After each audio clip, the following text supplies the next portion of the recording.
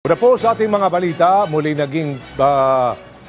muling naging bigay ng update si Pangulo Ferdinand R. Marcos Jr. kaugnay sa nagpapatuloy na hakbang ang pamahalaan kontra katiwalian sa flood control projects. Kabilang na dyan ang pagsusumite ng karagdagang ebidensya sa DPWH laban sa 8 kongresista at ang tangkaw monong pang-blackmail ng kampo ni Zaldico. Narito ang kabuang pahayag ng Pangulo. Magandang araw po sa inyo lahat. Ito patuloy sa aking pagre-report sa inyo tungkol sa mga development sa mga kaso na hinggil doon sa mga flood control project.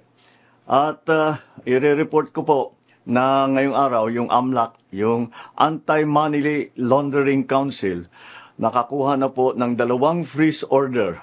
This brings the total amount of assets frozen to about 12 billion pesos. Kasama po dito ang mga air asset ni Zaldico, ang value mga 4 billion.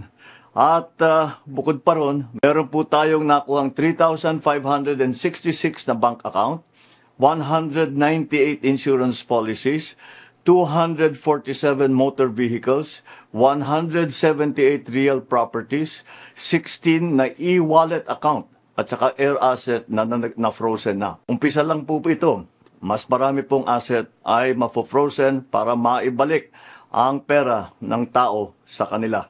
Ito po ang aming pangako that the money of the people will be given back to the people. Meron din pong development, yung ICI at saka ang DPWH, magsusumite po ng ebidensya sa ombudsman and magrekomenda sila ng kaso ng plunder, anti-graft, bribery, conflict of interest sa 8 congressman na may-ari ng mga construction company na may proyekto sa DPWH. Lastly, meron po akong ibabanggit sa inyo. Dinapitan po kami ng abogado ni Zaldico at nagtatangkang mag-blackmail na kung hindi po namin kakanselihin daw ang passport niya, hindi na raw siya maglalabas ng video.